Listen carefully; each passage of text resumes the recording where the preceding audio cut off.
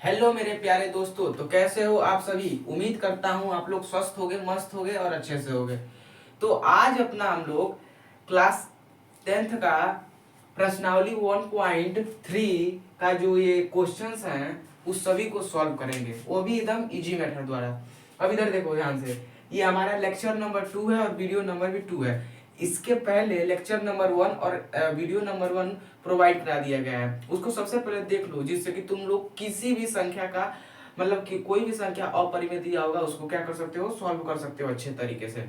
अब हमारा है 1.3 का आल क्वेश्चन, हमको क्या करना है, इसमें फिनिश कर देना है, पूरा एकदम खत्म कर देना है, वो भी अच्छे से।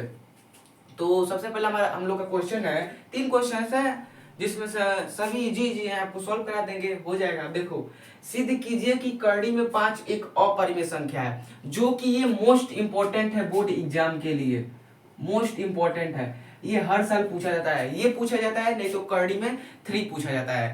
अभी हम बताएंगे करड़ी में 3 कैसे है, करड़ी में 5 कैसे। अब देखो, सबसे पहले कि सिद्ध कीजिए कि करड़ी में 5 एक अपरिमेय संख्या है। तो सबसे पहले आपको क्या करना है कि मान लेना है कि ये क्या है, करड़ी में 5 एक है, जो हमको मान लेना है, जैसे मानते हो एक्स ना, तो इसको भी मान लोगे कि यहाँ पे एक परिमेय संख्या है। तो सॉल्व में क्या लिखोगे कि माना करड़ी में 5 एक परिमेय संख्या है, परिमेय संख्या है ना।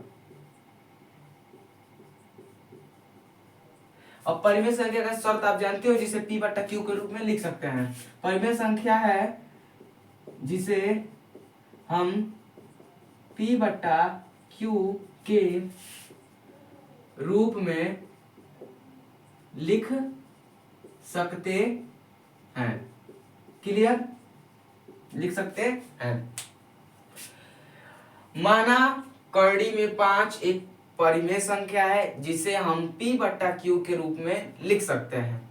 जहां आप लोग जानते हो, जहां P और Q एक पूर्णांक होता है, सभी को मालूम है पूर्णांक होता है और Q is not equal to 0 होता है।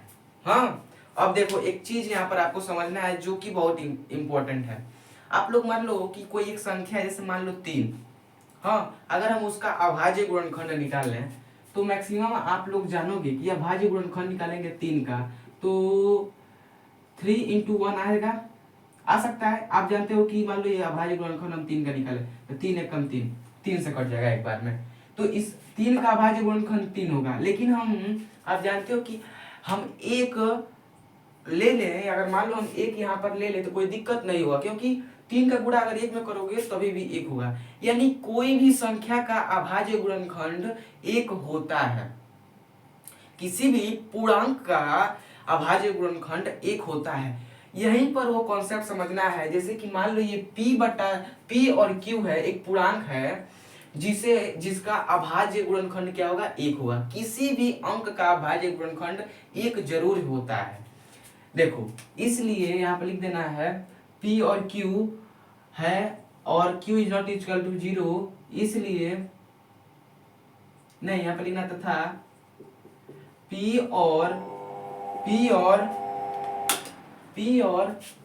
Q का अभाज्य उभयनिष्ठ गुणनखंड, उभयनिष्ठ का मतलब कॉमन गुणनखंड, अभी बता रहे हैं। उभयनिष्ठ गुणनखंड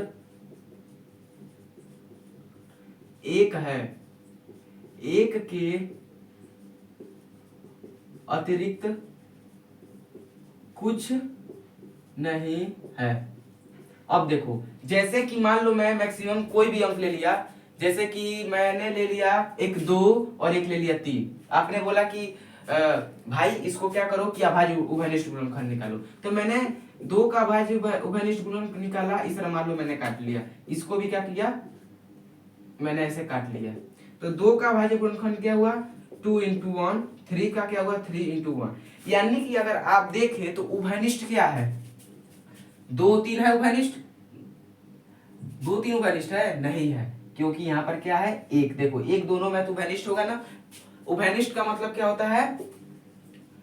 कॉमन होता है। क्या होता है? कॉमन, जो दोनों में हो, जो दोनों में हो। तो देखो एक कॉमन है, यानी कि 2 और 3 का उभयनिष्ठ क्या होगा? 1 होगा।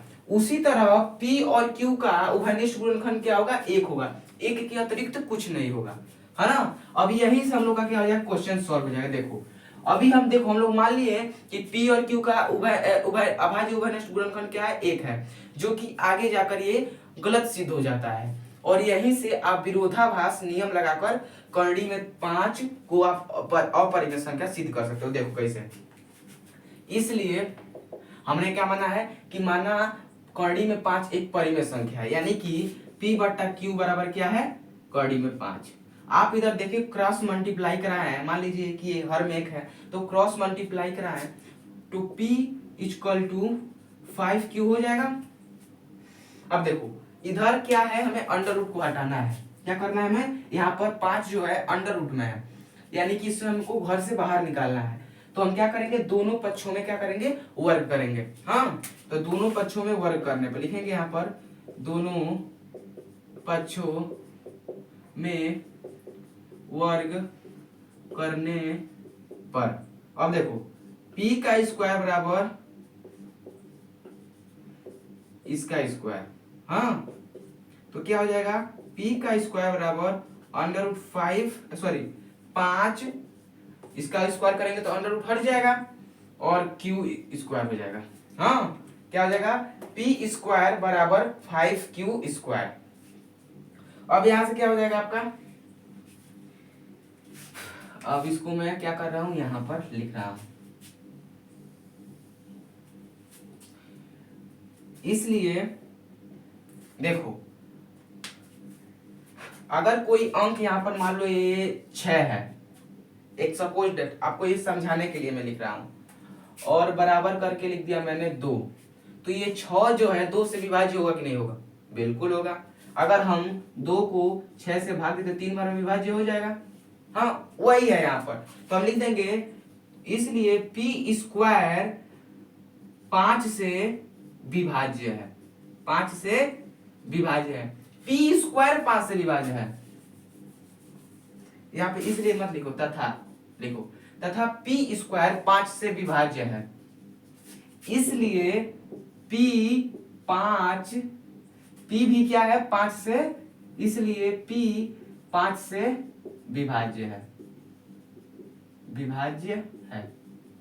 आपको इतनी बात समझ में आ रही है? मुझे उम्मीद है कि आपको ये समझ में आ रहा होगा, क्योंकि आपको बताया गया कि 6 2 से विभाज्य है, 10 5 से विभाज्य है। क्लियर समझ में आ रहा है? उसी तरह मैंने क्या किया कि लिख दिया P स्क्वायर 5 से विभाज्य है, P 5 से विभाज्य है, यहां पर लिख लो, तथा तब P 5 से विभाज्य है। अब देख रहे हो कि बड़ा अंक से छोटा अंक क्या हो रहा है? विभाज्य हो रहा है। जैसे कि मान लो मैंने बोला यहाँ पर आपको कि 6 2 से विभाज्य है, तो क्या हम इसको नहीं लिख सकते हैं कि 2 6 को विभाजित करेगा? लिख सकते हैं कि नहीं लिख सकते हैं कि 2 6 को विभाजित करेगा? तो यहां पर मैंने लिख दिया इसलिए 5 P को विभाजित करेगा, विभाजित करेगा। मैंने लिख दिया कि P 5 को क्या करेगा? विभाजित करेगा। तब क्या होगा कि P बराबर 5C। क्यों 5C माना गया? 2C भी तो मान सकते हैं। नहीं, जिस अंक का आपको अपरिमेय संख्या सिद्ध करना हुआ, जैसे यहाँ पे 5 है तो 5C माना गया, 3 है तो 3C माना जाएगा, 2 है तो 2C माना जाएगा। क्लियर समझ आ रहा है? अब देखो इसे हम मान ले रहे हैं यहाँ पर, इसे हम मान ले रहे हैं इक्वेशन नंबर 1। हाँ, अब यहाँ पे लिख रहे हैं समीकरण, यहाँ पर नहीं, यहाँ पर समीकरण 1 से। अब देखो P स्क्वायर है तो यहाँ पर P स्क्वायर यानी 5C का स्क्वायर बराबर 5Q का स्क्वायर। P का मान समीकरण 1 में रखने पर यहाँ पर लिख दो 5C, P का मान समीकरण 1 में। अब यहां से क्या हो जाएगा? 25C स्क्वायर बराबर 5Q स्क्वायर। अब देखो यहाँ से हम क्या कर सकते हैं, इधर पलटी कर दें, हम ऐसे लिख सकते हैं ना इसको, बिल्कुल लिख सकते हैं, चाहे 6 बराबर 2 लिखिए या 2 बराबर 6 लिखिए, बात तो क्या है, बराबर ही है। अब देखो, अब यहां से हम क्या करेंगे, अब यहां से हम लोग क्या करेंगे, देखो अब सेम पिंच यही वाला चीज हमको क्या करना है, लिखना है। अगर आप जानते हो कि मैंने यहाँ पर क्या लिया कि पी स्क्वायर 5 से विभाज्य है, तो यहाँ पर हम लोग क्या लेंगे कि 5, सॉरी अभी ये जाएगा, अभी देखो ये कटेगा, तो यहाँ पर हम लोग क्या करें, इसको पहले काट लें, क्यू स्क्वायर बराबर क्या हो जाएगा, 25c स्क्वायर बटा 5 हो जाएगा कि नहीं हो जाएगा, बिल्कुल हो जाएगा। तो ये 5 से कट जाएगा, तो यहाँ पर आ जाएगा क्यू स्क्वायर बराबर 5c स्क्वायर। अब देखो, अब हम लोग यहाँ पर क्या लिख सकते हैं, देखो हम लोग यहाँ पर क्या लिख सकते हैं, तथा क्यू स्क्वायर 5 से विभाज्य है, तो क्यू भी क्यू 5 से विभाज्य है, इसलिए 5 क्यू को विभाजित करेगा, लिखा गया। अब देखो विभाजित करेगा, अतः हमारी कल्पना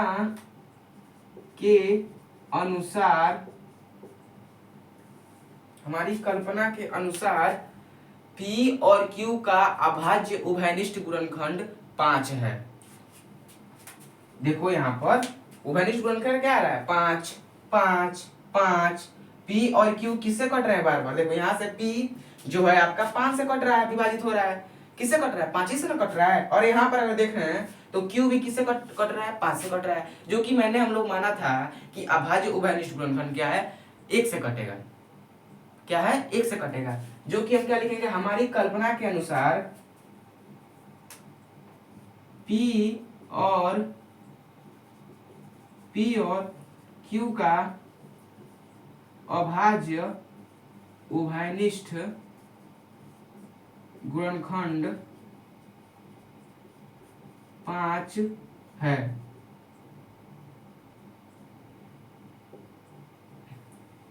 इसलिए विरोधाभास नियमानुसार करड़ी में 5 एक अपरिमेय संख्या है। ये क्या हो गया, अपना प्रूव्ड हो गया। थोड़ा सा दिक्कत हुआ होगा यहाँ पर थोड़ा सा लिखने में, लेकिन आप लोग जो बोला गया है वीडियो को पुश करके देख सकते हैं, रोक कर देख सकते हैं। यह लिखा गया है कि अतः हमारी कल्पना के अनुसार P और Q का भाज्य उभयनिष्ठ गुणनखंड 5 है, इसलिए विरोधाभास नियमानुसार करड़ी में 5 एक अपरिमेय संख्या है। आपको ऐसे सारे क्वेश्चन सॉल्व हो जाएंगे। अब देखो, अगर करड़ी में 3 दिया, इसका स्क्रीनशॉट ले लो, उम्मीद करता हूं आप लोग इसका स्क्रीनशॉट ले लिए होंगे।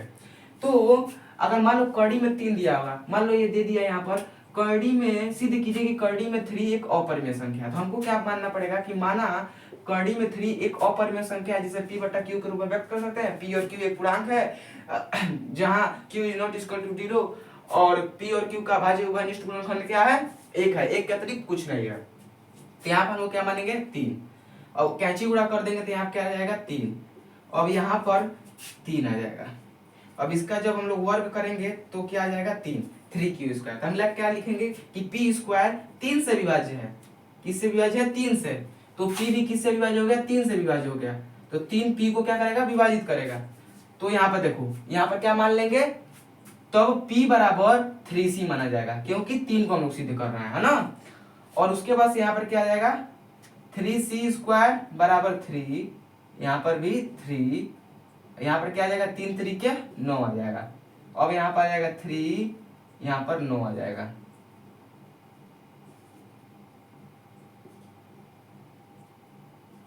कट जाएगा ना। अब कहोगे कि आप किसे लगा दिए हैं, तो देखो हमने माना P बटा Q बराबर √3/1, और वहां से हम लोग क्या किए, कैंची का गुणा कर दिए, अब इतना हम लोग को प्राप्त हो गया। अब हम लोग क्या करेंगे, अंडर रूट हटाएंगे तो हम लोग के पास इतना आएगा। अब इससे हम लोग वर्क करेंगे तो पी स्क्वायर बराबर 3q, तो पी स्क्वायर 3 से विभाज्य है, इसलिए पी 3 से विभाज्य है, 3p को विभाजित करेगा।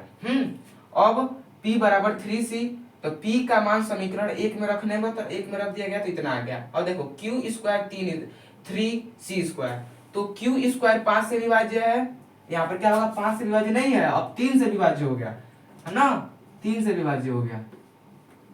ऐसे आप लोग कर देंगे और लास्ट में लिख देंगे कि p और q का अभाज्य उभयनिष्ठ गुणनखंड 3 है, जो हमारी कल्पना का विरोध करता है, इसलिए विरोधाभास नियम अनुसार अंडर रूट 3 कड़ी में 3 एक अपरिमेय संख्या है, कड़ी में 3 एक अपरिमेय संख्या है। तो देखो एक क्वेश्चन से आप कई क्वेश्चन, अगर 2 रहता तो यहाँ पर 2 रख के सभी जगह 2 लिख देते है ना, 11 रहता तो 11 लिख देते, 7 रहता तो 7 लिख देते हैं। इससे आप लोग बहुत प्रैक्टिस करना पड़ेगा, बस इसको आप लोग क्या करना पड़ेगा, लर्न करना पड़ेगा, और थोड़ा सा नीचे का, हाँ नहीं तो बेसिक ये लगा दोगे तभी भी सही हो जाएगा, कोई दिक्कत की बात नहीं, बस समझने का देरी है।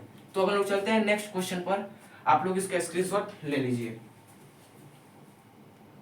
अब हमारे पास अगला क्वेश्चन क्या है कि सिद्ध कीजिए कि 3 + 2 अंडर रूट 5 एक अपरिमेय संख्या है। तो सबसे पहले आपको ये लाइन याद रखना चाहिए, ये लाइन आपको सब में लिखना है कि माना, यहाँ पर लिख देंगे माना 3 + 2 अंडर रूट 5 एक अपरिमेय संख्या, सॉरी परिमेय संख्या, जिसे p बटा q के रूप में लिख सकते हैं। p और q एक पूर्णांक होता है जहां q is not equal to 0, p और, अब देखो यहाँ पर आपको ये लाइन नहीं लिखना है, लिख भी सकते हैं नहीं भी लिख सकते, लेकिन इसका कुछ काम नहीं है यहाँ पर, हाँ इसका कुछ काम नहीं, अभी बताएंगे क्यों नहीं है। यहाँ पर हमको कल्पना करने की आवश्यकता ही नहीं पड़ेगी। देखो कैसे, अब हमने माना है कि ये क्या है, एक परिमेय संख्या है, तो यानी कि p बटा q बराबर क्या है हम लोग के पास 3 + 2 अंडर रूट 5। अब यहाँ से हम लोग क्या करें, पंचांतर कर लें। अब देखो हम क्या करेंगे, तो देखो ये भाग में है तो इधर जाएगा तो क्या हो जाएगा, गुणा में हो जाएगा, या फिर इसको हम लोग ऐसे लिख सकते हैं 3 + 2 अंडर रूट 5 बराबर p बटा q। अब यहाँ से देखो 2, यहाँ पर देखो इसको मैंने लिख दिया, ये प्लस में है तो इधर जाएगा तो क्या हो जाएगा, माइनस में हो जाएगा, यानी p बटा q -3। इधर क्लियर समझ में आ गया। अब देखो 2 अंडर रूट 5 बराबर p q -3q, क्लियर समझ में आ गया कैसे हुआ। तो देखो यहाँ पर मैं एक है, मैंने इन दोनों का लॉस लिया था, q आ गया, यहाँ पर q का q में गुणा किया जाएगा, q में q का भाग दिया जाएगा तो q एक कम एक आएगा, और एक में इसका गुणा किया जाएगा तो क्या हो जाएगा, p हो जाएगा, माइनस है तो माइनस लग जाएगा। अब देखो एक में 3 का, एक में q का अगर भाग देंगे तो सॉरी एक में अगर q का हम लोग भाग देंगे तो क्या हो जाएगा, q हो जाएगा, और q का इसमें गुणा कर देंगे तो 3q हो जाएगा। अब देखो यहाँ पर हम लोग को मालूम चल गया। अब देखो ये गुणा में है तो इधर जाए तो क्या हो जाएगा, भाग में, यानी अंडर रूट 5 बराबर p -3q, और ये गुणा में है तो क्या हो जाएगा, ये भाग में हो जाएगा। ये क्या हुआ, भाग में हो गया। अब हो गया हमारे पास p -3q बट्टा 2q, क्या हो गया, ये आ गया हम लोग के पास।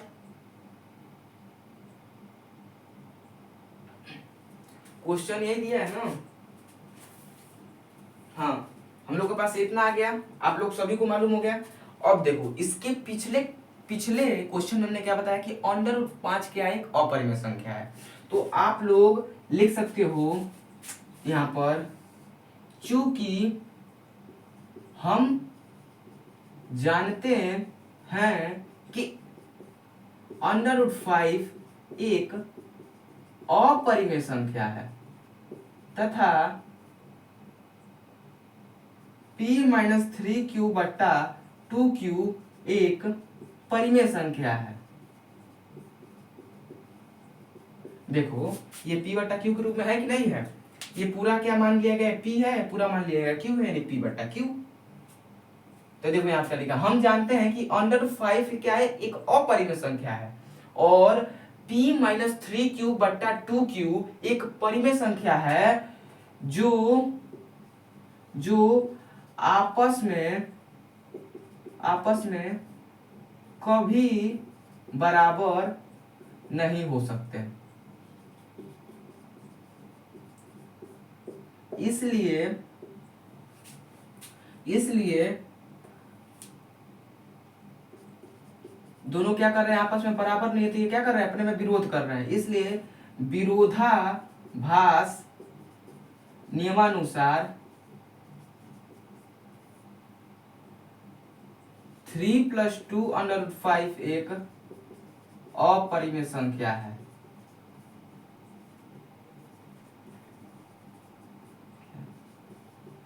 ये क्या होगा, हम लोग का क्या हो गया, प्रूव्ड हो गया, प्रूव्ड है ना, ये हमको सिद्ध करना था। अब हम लोग यहाँ पर क्या किए, दो क्वेश्चन को सॉल्व कर लिए। अब देखो, आप पूछोगे कि क्यों पिछले वाले क्वेश्चंस और इस वाले क्वेश्चंस में बहुत ज्यादा मतलब क्या बोलते हैं, अंतर है। पिछले वाले क्वेश्चन में पी और क्यू का अभाज्य उभयनिष्ठ गुणनखंड हम लोग एक मान रहे थे।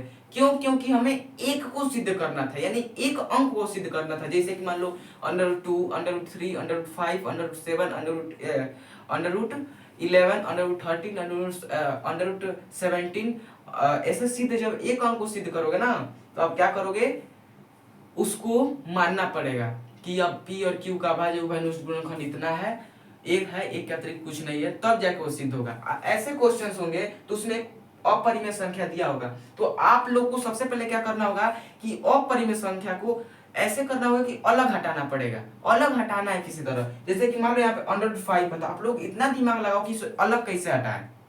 तो हमने क्या किया, इसे अलग देखो कैसे हटाया है, यहाँ पर पलट दिया, इसको अलग हटा दिया। अब इसको मैंने आप लोग पढ़ लिए कि ये अपरिमेय संख्या है और ये परिमेय संख्या है, और ये लगाकर सॉल्व कर देना है, बस आंसर रह गया। अब तीसरे क्वेश्चन में 3 क्वेश्चन है जिसे अभी हम सॉल्व करा देना, इसे स्क्रीनशॉट ले लीजिए।